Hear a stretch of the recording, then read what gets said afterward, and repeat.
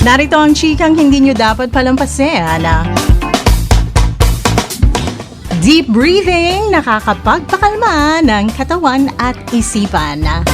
Para sa mga detalye, ang deep breathing o malalim na paghinga ay nakakapagpakalma ng katawan at isipan. Ito ay tinuturing na first aid sa stress o anxiety o kapag nakakaramdam ng pagpanik.